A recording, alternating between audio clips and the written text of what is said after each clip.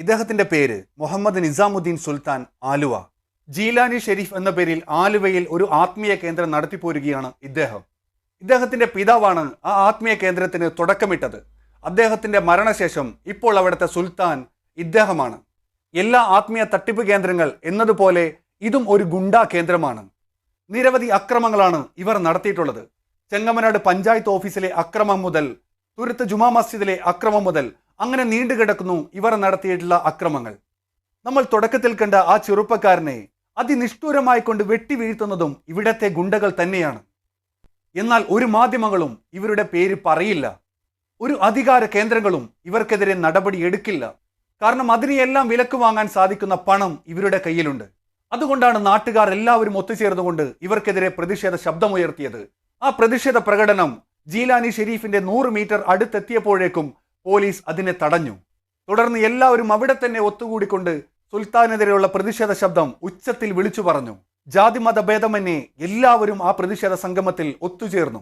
ഇനി നിങ്ങൾക്ക് കേൾക്കണ്ടേ ആരാണ് ഈ നിസാമുദ്ദീൻ സുൽത്താൻ എന്നത്? ഇദ്ദേഹത്തിന്റെ ഓഫീസിലേക്ക് എൻ്റെ സുഹൃത്തായിട്ടുള്ള മുഷ്താഖ് കണ്ണൂരിൽ നിന്നുള്ള മുഷ്താഖ് അദ്ദേഹം വിളിച്ചു ചോദിക്കുകയാണ്, ആരാണ് ഈ നിസാമുദ്ദീൻ സുൽത്താൻ എന്ന്. ഇവർ ഔലിയാണോ? ഇന്നത്തെ കാലത്ത് ഔലിയാക്കളെ നേതാവാണോ ഇയാള്? ആരാണ് അദ്ദേഹത്തെ അങ്ങനെ ആക്കിയത്? അല്ല, നിങ്ങളെ പിന്നെ എങ്ങനെ പറഞ്ഞത് ഔലിയാക്കളെ നേതാവാണ്? ഇയാളെ കോലം കണ്ടാൽ സാധാരണ പള്ളിയിലെ ഒരു മുഅദ്ദിന്റെ ബഹുമാനം പോലും കൊടുക്കാൻ തോന്നുന്നില്ല. അതുകൊണ്ടാണ് പറഞ്ഞത് ഔലിയാക്കളെ നേതാവ്. നിങ്ങൾ ആരും ചിരിക്കരുത്. ഇദ്ദേഹമാണത്രേ ഔലിയാക്കളുടെ നേതാവ്. ആ ഔലിയാക്കളുടെ നേതാവാണ് ഒരു ചെറുപ്പക്കാരനെ ഇത്ര നിഷ്ഠൂരമായി കൊണ്ട് വെട്ടിക്കൊലപ്പെടുത്താൻ ശ്രമിക്കുന്നത്. ഇദ്ദേഹത്തിന് മുൻപ് ആരായിരുന്നു ഔലിയാക്കളുടെ നേതാവ് എന്ന് നിങ്ങൾക്കറിയണ്ടേ? അതെ, അപ്പൊ ഞാൻ ചോദിക്കുന്നത്, നിങ്ങൾ 24 വർഷം ഇയാളുടെ കൂടെ എന്ന് പറയുന്നത്, അപ്പൊ 24 വർഷത്തിൽ എത്ര വർഷമാണ് നിങ്ങൾ ആലുവ സുൽത്താന്റെ കൂടെ ഉണ്ടായിരുന്നത്? എത്ര വർഷമാണ് ഇയാൾ കൂടെ ഉണ്ടായിരുന്നത്? അപ്പൊ നിങ്ങൾക്ക് എങ്ങനെയാണ് ആരെയാണ് നിങ്ങൾക്ക് ഔലിയായിട്ട് ആദ്യം തോന്നിയത്? ആലുവ സുൽത്താനുമായിട്ടാണ് ഞാൻ ബന്ധപ്പെട്ടത്. അതെ, ആലുവ സുൽത്താനാണ് നിങ്ങൾക്ക് ഹൃദയത്തിൽ ഈമാനെ വെളിച്ചം പകർന്നു നൽകിയത് അല്ലേ? അതെ അതെ അതെ. അപ്പൊ പിന്നെ എപ്പോഴാണ് നിങ്ങൾക്ക് ഇയാളെ ഔലിയായിട്ട് തോന്നിയത്? ആ മഹാൻ പറഞ്ഞു എന്നോട് ഇവിടെ പിന്തുടരാനായിട്ട്. ഇനി ഇയാളുടെ കാലശേഷം ഇയാളുടെ മക്കൾക്ക് അവർ ആ പദവി കൊടുക്കും.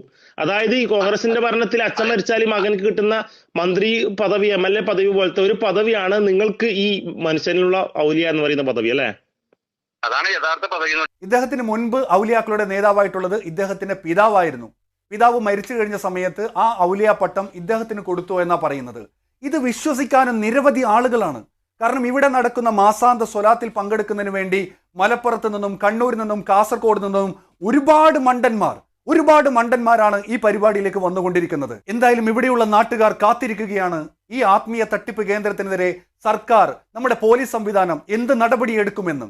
CCTVയിൽ കൃത്യമായി പതിഞ്ഞ ആ ദൃശ്യങ്ങളുണ്ടല്ലോ, ആ ദൃശ്യങ്ങളുടെ അടിസ്ഥാനത്തിൽ എന്ത് നടപടി പോലീസ് എടുക്കുമെന്ന് ജനങ്ങളെല്ലാവരും കാത്തിരിക്കുകയാണ്. അതിനുശേഷമായിരിക്കും ഇവിടെയുള്ള നാട്ടുകാർ അവരുടെ പ്രതിഷേധം ഏത് രീതിയിലായിരിക്കണമെന്ന് പിന്നീട് തീരുമാനിക്കുന്നത്.